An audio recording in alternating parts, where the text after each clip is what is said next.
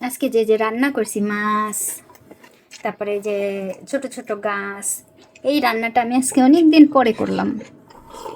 এই খাবারটা আমি খাই কি না, খাই, মাঝে মধ্যে খাই।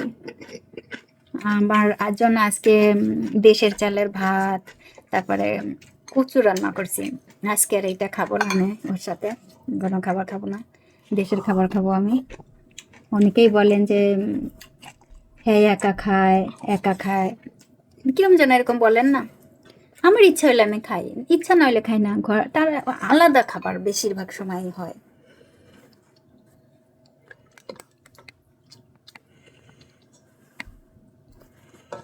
এই দেখেন মাছ আর সব হচ্ছে ছোট ছোট গাছ, ছোট ছোট গাছের খাবার আজকে সব, তার সাথে কিমচি।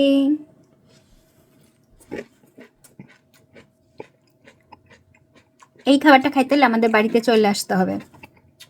ওপা 이게 맛있지? 내가 요리하는 거?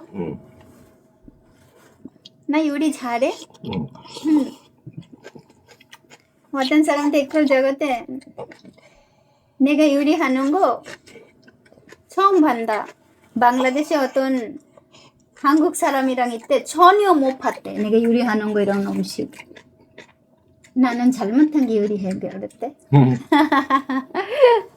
একজনে কমেন্ট করছে জানেন, হ্যাঁ নাকি কোন কোরিয়ানদের বাড়িতে থাকে, বাড়ির পাশেই থাকে, বলে কোরিয়ানদের সাথে অনেক যাতায়াত, সে কখনো দেখে না আমার মতো এরকম রান্না বান্না করা কোরিয়ানদের। আমি জানি না কি কয়, মানে কি লেখে। আর আরেকজনে লিখছেন যে আমি কোরিয়াকে এত প্রাধান্য দিই কেন, কোরিয়া কোরিয়া করি কেন। ভাইরে ভাই, আমি তো কোরিয়াতে থাকি, কোরিয়ান খাবার রান্না করি। একটা আপু এখানে উত্তর দিয়েছেন যে উনি তো কোরিয়ান খাবারই রান্না করেন, তো কোরিয়াকে করবেন। এটাই সত্য, আমি তো খাবার কোরিয়ান খাবার যখন রান্না করি কোরিয়া কোরিয়া করি। আমার নিজের খাবার যখন রান্না করি তখন বলি যে দেশের খাবার রান্না করছি, দেখাইতেছি। এই যে এগুলো এত মজার, গরম গরম খাইতেছে দেখেন। 우거우거 그치? 밥 해르면 말하고 오빠 좋아하는 밥, 좋아하는 아귀찜. আজকে আপনাদের দুলাভাইয়ের প্রিয় জিনিস। ভাতটাও অনেক মজার, ভাতের কালারটা হচ্ছে এরকম দেখেন, এই কালারের ভাত, কালো কালারের ভাত। তারপরে এই মাছের স্যুপ করা, হ্যাঁ চিম করা, আগে চিম,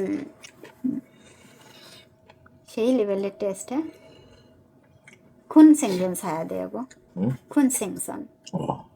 আমি এই মাছটা বড় কিনে নিয়ে আসবো না হাটবাজার থেকে, এইগুলো সুপার মার্কেট থেকে কিনছি, একটু মজা না, এত ছোট মাছ, এত ছোট মাছের স্বাদ নাই। আমি বড় মাছ কিনে নিয়ে আসবো না। বেশ অনেকদিন আগে একটা ভাইয়া কমেন্ট করছেন যে আপু আপনার পেজে অনেকে বাজে কমেন্ট করে, এরা হচ্ছে সব খবিশ মার্কা। আপনার পেজে কিছু খবিশ মার্কার লোক চলে আসছে দেশের, তারা খুব বাজে বাজে কমেন্ট করে, এবং সত্য কথা কিছু ওই ধরনের লোকজন চলে আসছে। তা আমার কথা হইতেছে কি, মানে আর একটা না, প্রচুর কমেন্ট আসতেছে এরকম। একটা কমেন্ট বা দুইটা কমেন্ট এরকম বললে অন্যরকম হয়। তা একটা কমেন্ট এখন একটু বলি। একজনে লিখছে যে আমার হাজব্যান্ডের খাওয়ার সময় আমি থতমার উপর ক্যামেরা ধরে রাখি, এত কথা বলি, আমার হাজব্যান্ড ঠিকমতো খাইতে পারে না। ভাই আমাদের এটাই হচ্ছে ব্লগ, খাবারের ব্লগ, ঠিক আছে? আমরা খাবো, আমার হাজব্যান্ড খাবে, আমার ছেলেটা খাবে, আমি খাবো, এগুলো হচ্ছে ব্লগ করা ক্যামেরার সামনে।